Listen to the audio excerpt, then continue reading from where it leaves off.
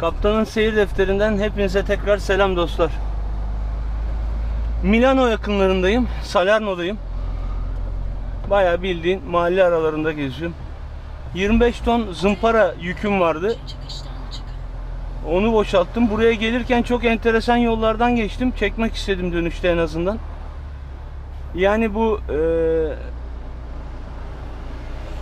aksiyon filmlerinde, İtalya sahnelerinde dar, yüksek viyadükler, dağ yolları vardır ya.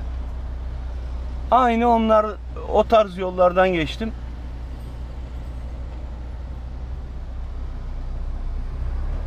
Şimdi eğer yüklemeye gidiyorum, şimdi boşalttım. Salerno'dan 40 kilometre uzakta yükleme yerim. 130 metre sonra adaya girin ve birinci çıkıştan çıkın. Sonra adaya girin. Adaya girin ve birinci çıkıştan çıkın. Sonra adaya girin.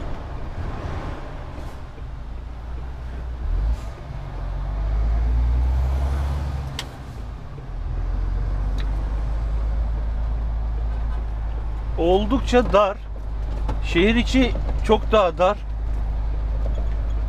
Ama şehir içine adam 50 metre fabrika sonra yapmış, metre depo sonra yapmış. adaya girince birinci çıkıştan çıkın. Sonra solda kalın.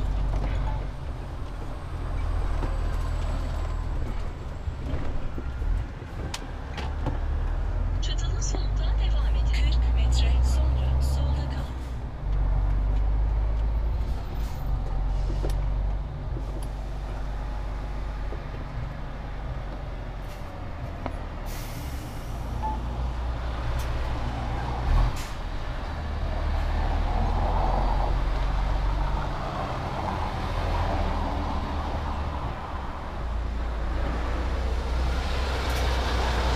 Buongiorno. 5.60.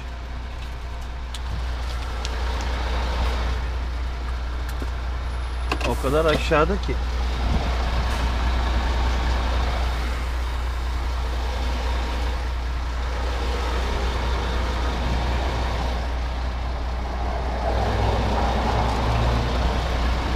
Grazie.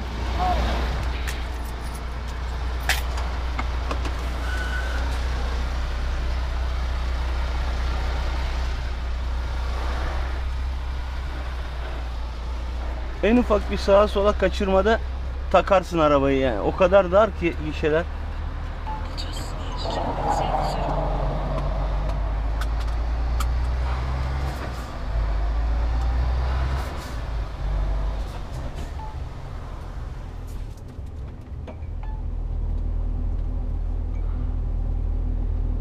Yüküm çok dengesizdi gelirkenki yüküm.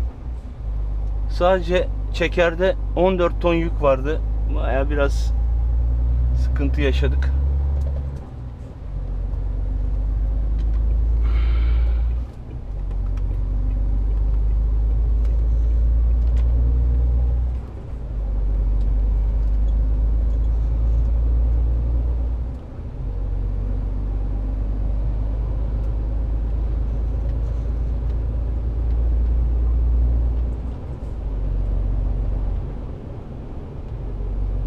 Akşama yetiştirebilirlerse gümrüğü ve evrakları gemiye binerim.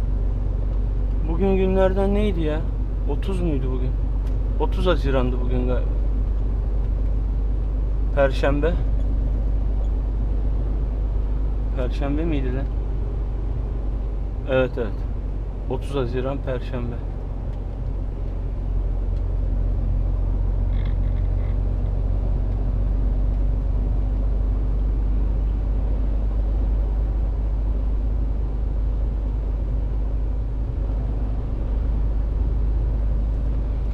Sadece bu yolu çekeceğim burada.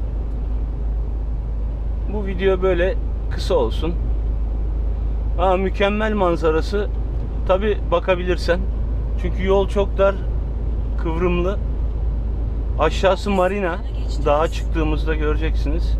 Yani en azından göstermeye çalışacağım kafamı çevirip.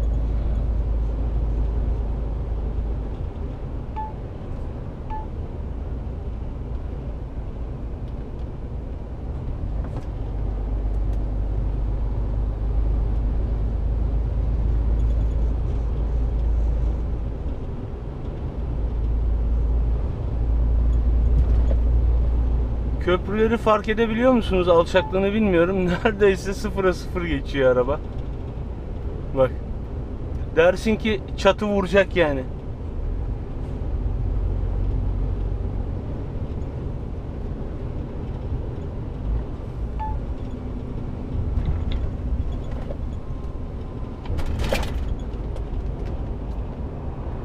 Çok güzel ama yemyeşil her yer yani. Yani adamlar şehir kurmuş, ev yapmış ama doğaya saygılı yapmışlar ya. Çok seviyorum böyle olduğu zaman işte.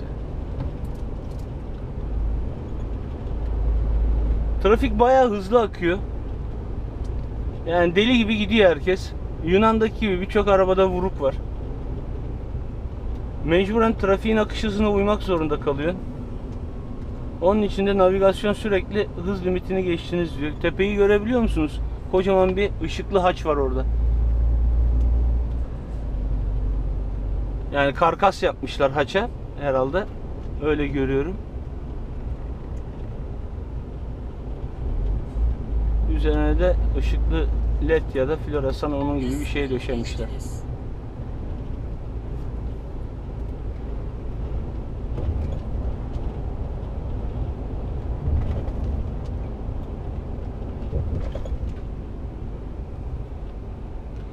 Sağ aynayı görebiliyor musunuz bilmiyorum ama bariyere neredeyse 40-50 santim mesafede kalıyor. Belki daha bile kısa. Hani en ufak bir kaçırmada aşağıyı görebiliyorsunuz mu? Of ya. Harbiden çok güzel yerler. Dağa bak.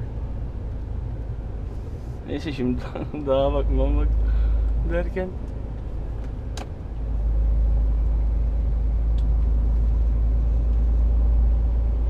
ve tabii klasik olduğu üzere bolca tünel var.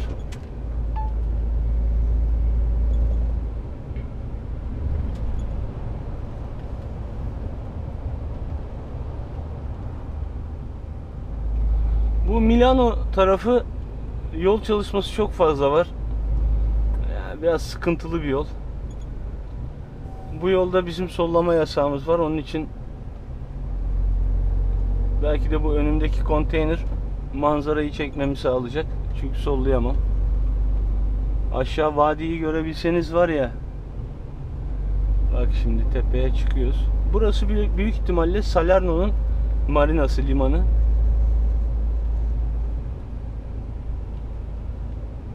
Dediğim gibi Milano'ya çok yakınım. Hatta meşhur Pompei bu bölgede. Yani Milano sınırları içerisinde kalıyor.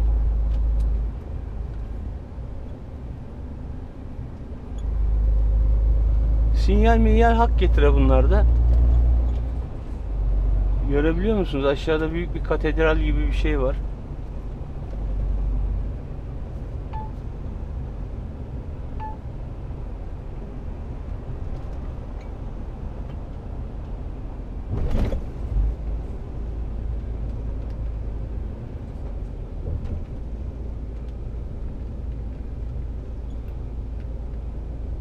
Dağın yamacında şehir kurmuşlar resmen. Denize bayağı bir dik geliyor dağ. Ama öyle olmasına rağmen yamaçta birçok ev var. Bayağı büyük bir dalga kıran var. Marina şurası. Liman var aynı zamanda. Ticari liman da var. Konteyner. Gelirken Grimaldi'nin gemisi vardı. Viyadüğün yüksekliğini görebiliyor musunuz? Aşağıda kat kat böyle teras yollar var. Aynı şekilde yukarıda da geliş yolu var.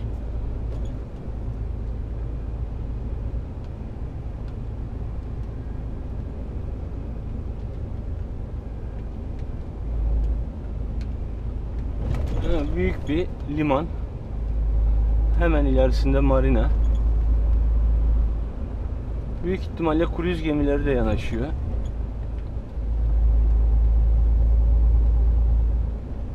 Tam tepede kale var.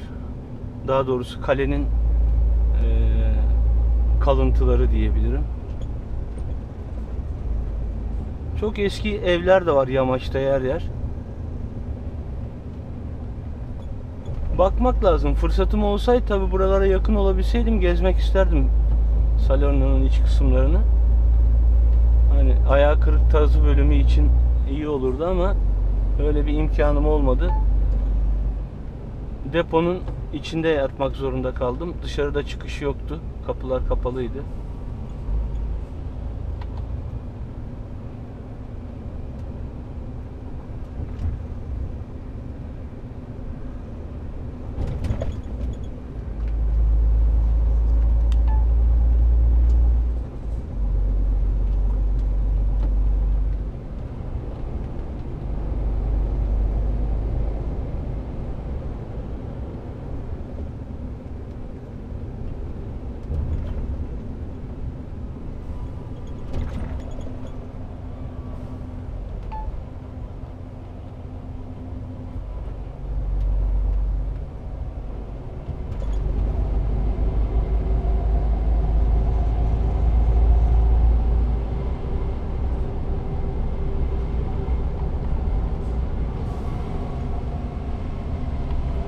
GPS sinyali kayboldu.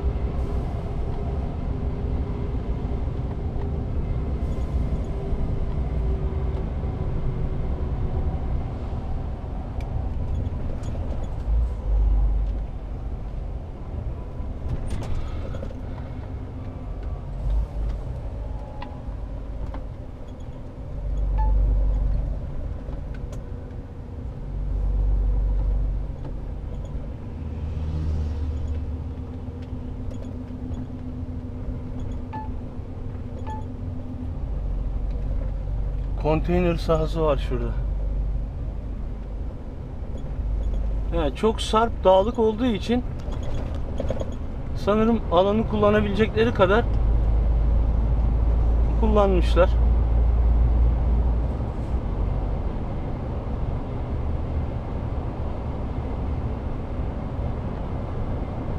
GPS sinyali kayboldu.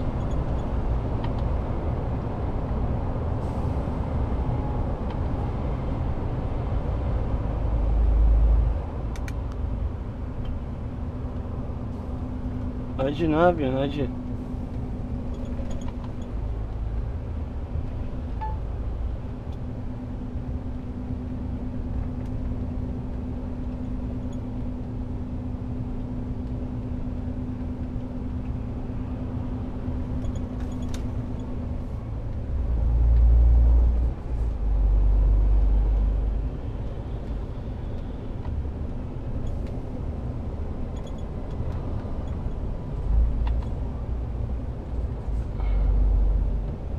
Burası Salerno'nun merkezi, artık içinden geçeceğiz.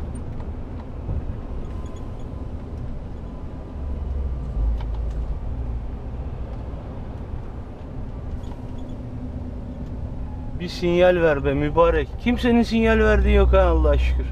Tahmin edeceksin.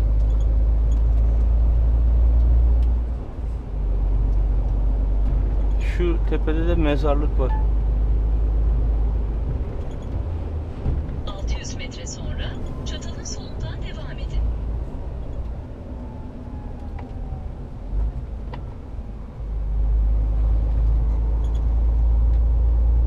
Evet, balıklama dalıyorlar.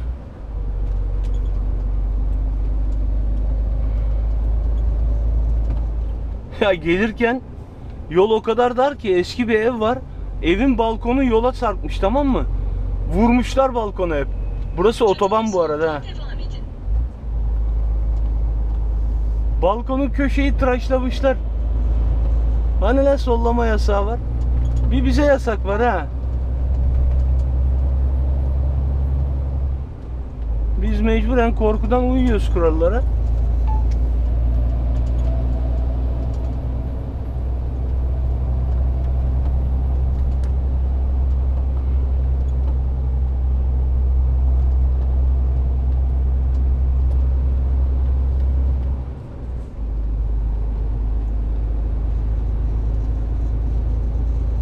Çok güzel, yemyeşil her yer ya.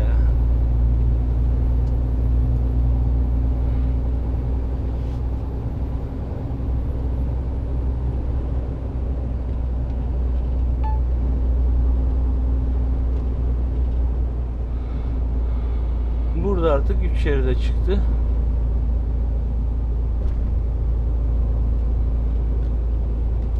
Denize yakın yere hep yığılmış şehirler. Yani genel öyle, tarihin başından beri zaten de. Buralar daha düz ayak mesela. Buralarda yapılaşma yok. Tepelerde köyler var.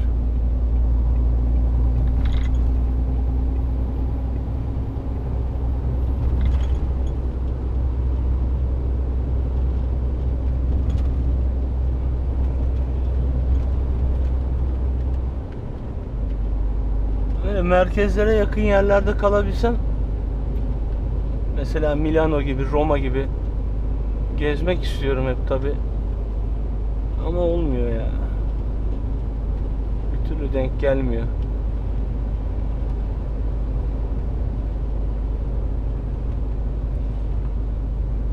Bu arada gidiş daha cazip, güzeldi, manzaralıydı. Viyadükler daha net belli oluyordu.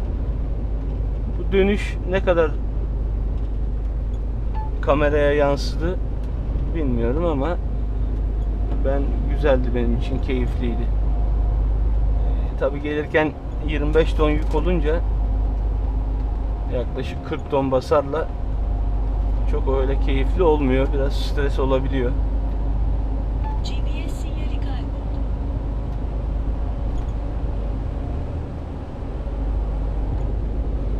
Bakalım gittiğimiz yer nasıl bir yer? Dediğim gibi 40 kilometre. Şu an 30 kilometre kaldı.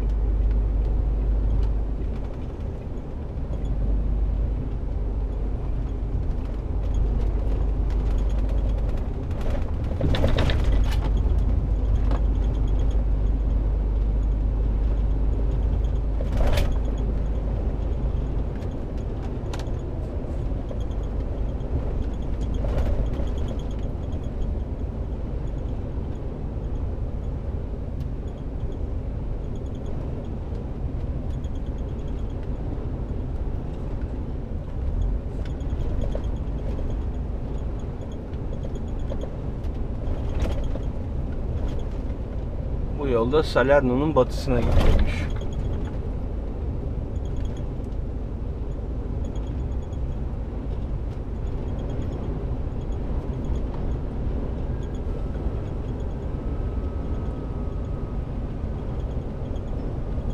Evet. Bu videoda bu kadar olsun mu? Dur bakalım, gittiğimiz yerde de eğer güzel manzaralı yerler olursa devamını getiririz. Yoksa bunu da böyle kısa bir video olarak atarız. Seri bir servis oldu. Yani bir önceki servisle bu servis arası yaklaşık 2 akşam 1 gündüz diyebilirim, evde kalabildim. Zaten dönüşte yüklemiştim bu yükümü Manisa'dan. O akşam evde kaldım. Ertesi günü gündüz öğlene kadar kaldım. Sonra arabayı gümrük yaptırdım. Akşam eve gittim. Yattım. Sabah 4.30'da kalktım. 5'te yola çıktım. Kapıkule gittim. Kapıkule'de biraz sıkıntı yaşadım. Mesajla ilgili sıkıntı oldu. Turkcell'e geçmiş. Mesaj bana geldi. Ama tepede de bir kale var. Velhasıl 26 saat Kapıkule'de bekledim. Bu serviste 28 saat Bari'de bekledim. Kırmızıya düştü herhalde yük. Memur geldi. Komple yan açtım. Etiketleri kontrol etti. Kolileri açtırdı. Velhasıl bu serviste böyle oldu. Dönüş yüküm İzmir, çok şükür. Aylar sonra ilk defa diyebilirim. Planlarım nasip olursa pazar günü evde olmak.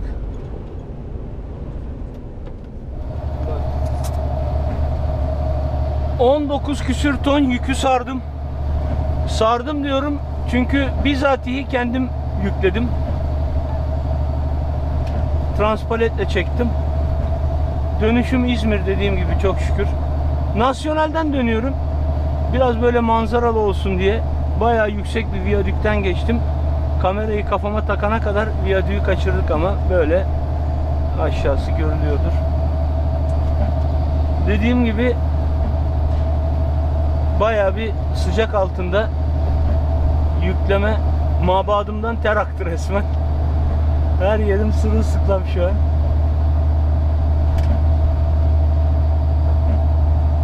Suyum bitti. Hamdi'den rica ettim su bırakacak bana bir 5 litre. 20 litre suyu içtim. Hatta 20 öyle vardı. 1,5'larda da vardı. 25 litreden fazla su içmişim. Hala içesim var ama idare ediyorum. Şimdi dolaba koydum son suları. 2 litre kadar suyum kaldı. Manzara nasıl millet? Bence çok güzel. Yaklaşık 200 kilometre yolum var Bari'ye. Evrakları gönderdim. Yüklediğim fabrikadan diğer X1 vesaire evraklar da gelirse bu akşam gemiye bineceğim nasipse.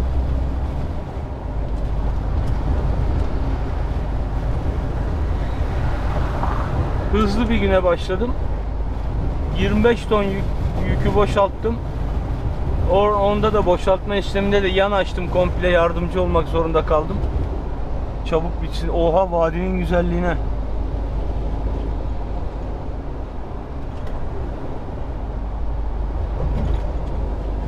Bayağı derin bir vadi ha.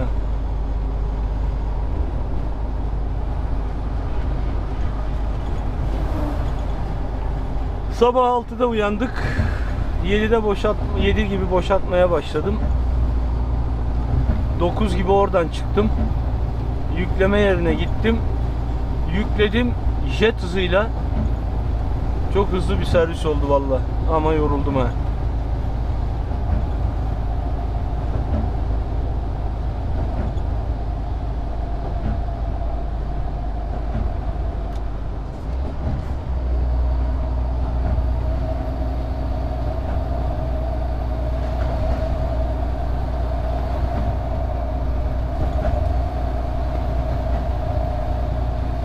Nasyonel'in bu kötü tarafı var. Her yerde yol çalışması var. SS diye geçiyor burada. Belki daha önceki videolarda bahsettim. Nasyonel yol SS diye geçiyor.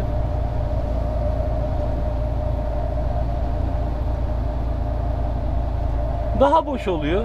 Ama işte yol çalışması oluyor. Gerçi yerine göre boş oluyor.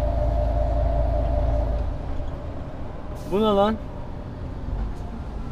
Oğlum yol yok gibi göründü be. Allah. Böyle saçma sapan geçişler olabiliyor işte. O nasıl köprü ayağı yani?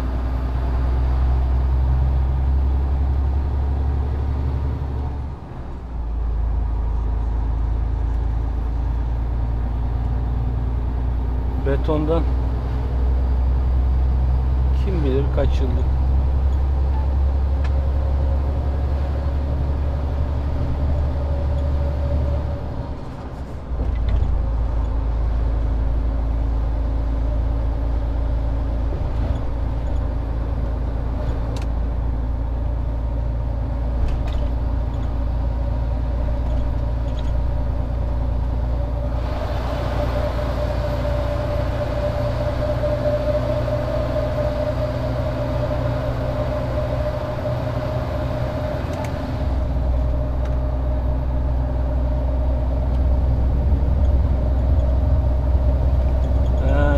Buradaki köprüyü yeniliyorlar, viyadüğü.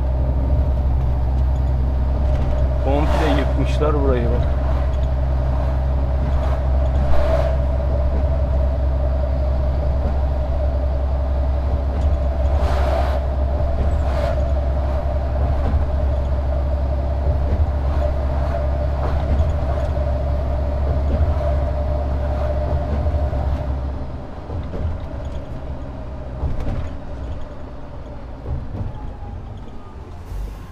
O ne lan?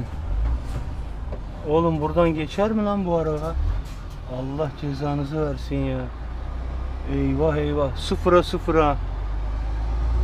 Yuh. Yuh. Taksi genişliğinde yer ya. Yemin ederim sağ taraf dorse var ya, bariyere sıfır geçti ya. Sıfır.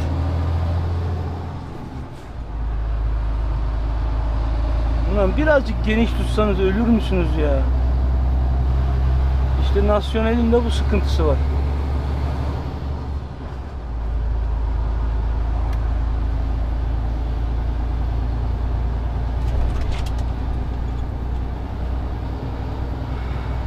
Manzara güzel de yol sıkıntılı.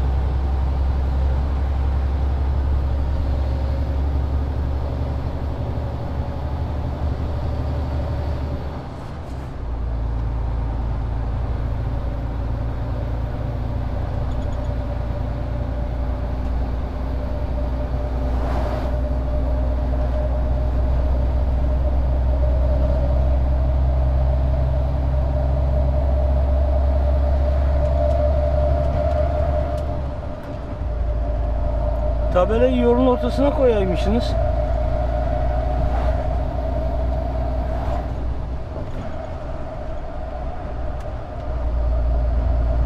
Aha. Aha. Al bir Sırat Köprüsü daha.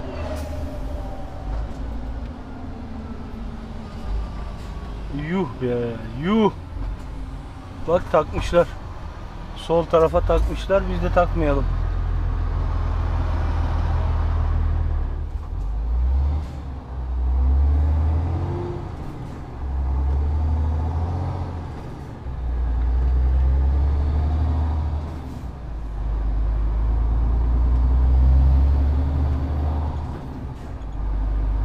Vallahi Milano yolundan daha maceralı çıktı burası.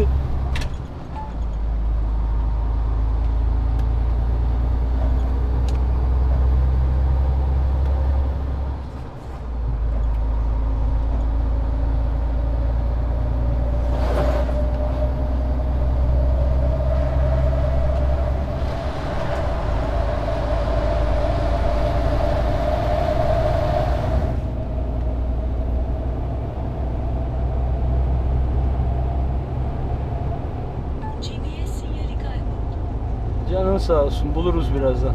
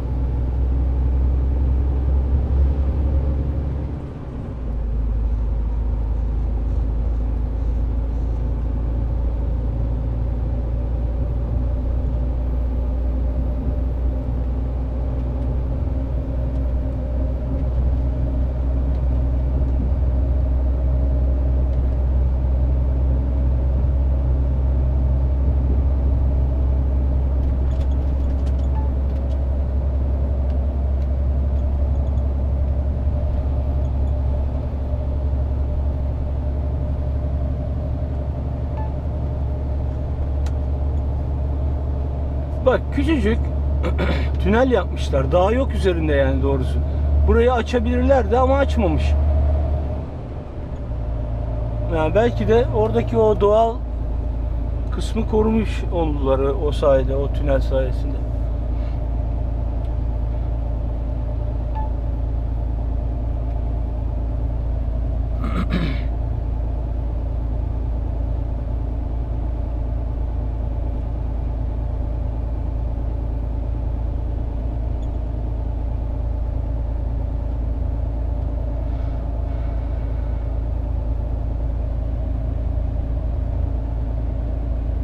Taş ocağı. Üst tarafları ağaçlandırmışlar, üstteki terasları. Demek ki orada çalışma bitti. Üst terasları ağaçlandırmışlar.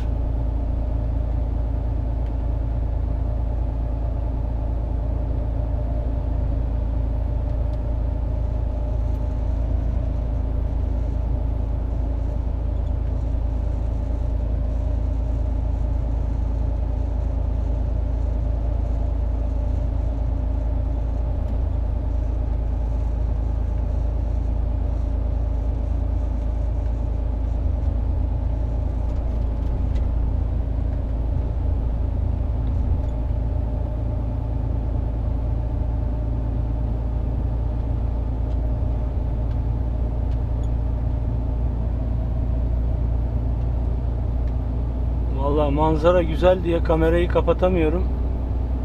Video kısa olacak dedik ama gene uzun mu olacak, ne olacak? Hadi şu dağı da geçeyim de ondan sonra biraz durdurayım. Ya da uzun olursa olsun ya, ne yapayım, kendim izlerim, çoluğum çocuğum izler. İzleyen izler yani, ne yapayım şimdi. Manzara güzel. Aha gene yüksek bir vadiden geçiyoruz. Oha! Aşağısı bayağı derin.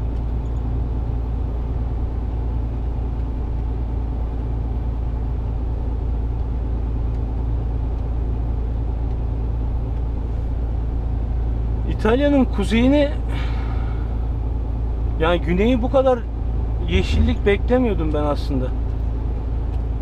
Kuzeyi zaten efsane de, Alplerin o tarafa doğru yani. Ama güneyi de yani bayağı doğayla barışık yaşıyorlar.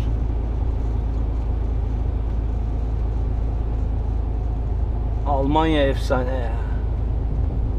Almanya resmen bir orman cenneti. Ama bizi kıskanıyor. Yanıp kül olan ormanlarımıza sahip çıkamayışımızı kıskanıyorlar. 3500-3600 futbol sahası büyüklüğünde yer yandı Marmaris'te. Yazıklar olsun.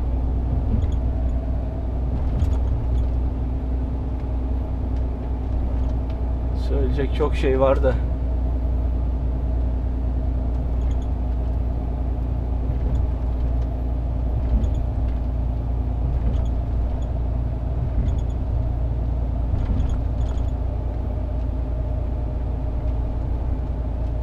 Hadi biraz durdurayım.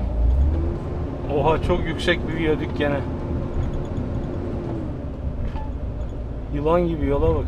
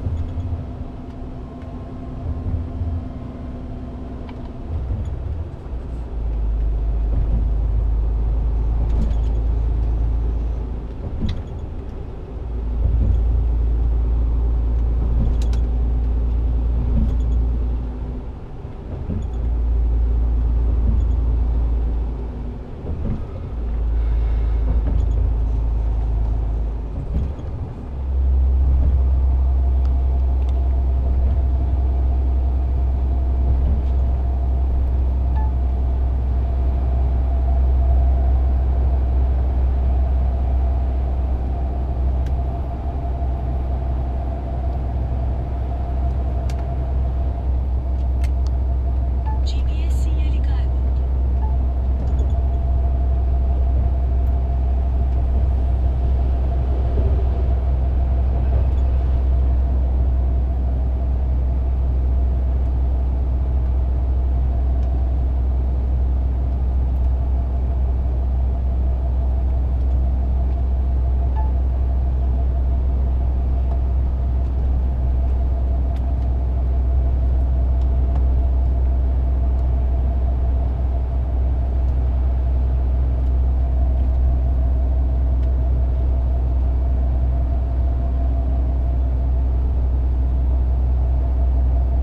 Her zaman dediğimiz gibi, kul kurarmış, kader gülermiş. Biz planımızı yapacağız, kuracağız. Kader bize uyacak mı, gülecek mi göreceğiz. GPS sinyali kayboldu. Hadi bu tünelleri de bitireyim, sonra kayda ara vereyim. Gittiğim yerin durumuna göre de devam ederim.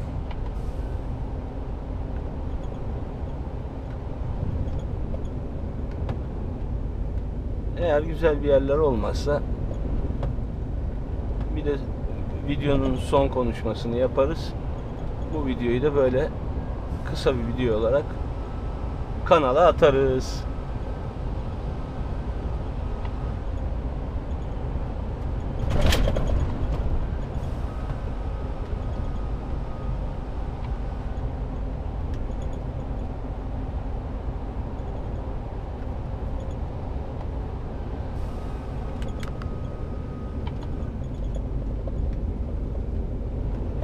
Evet. Arrivederci. Çok şükür dönüşte en azından işim rast gitti. Aynı gün yükü boşalttım, yükledim, gümrük yaptırdım, gemi biletini aldım. Şimdi gemiye gidiyorum. Allah'ın izniyle hafta sonu, pazar günü falan, eğer kapıda da bir sorun olmazsa evimde olacağım. Kısa olmasını düşünmüştüm ama bu videonun manzara güzeldi. SS'i kullandık. Dolayısıyla artık olduğu kadar, kaç dakikalık olduysa, bu İtalya macerasını da böyle de sonlandırmış oldum. Kanala abone olursanız seviniriz. Olmazsanız da canınız sağ olsun. Bu videonun da böylece sonuna geldim. Ama yolumuz daha 2 gün devam edecek. Artık o güzergahı sürekli çekmek istemiyorum, farklı bir şey olmadıktan sonra. Dolayısıyla yeni bir ruttu bizim için. Milano'nun dibine kadar, Salerno'ya kadar gittik. Dönüşte de SS'ten, manzaralı yollardan, uçurumlardan, viyadüklerden, Sırat Köprüsü gibi yollardan geçtik ve eve dönüş başladı. Kendinize iyi bakın. Kanala abone ol. Kanalımıza abone olmayı unutmayın. Öyle hiç alışık olmadığım şeyler söyleyemiyorum. Dilim bile dönmüyor.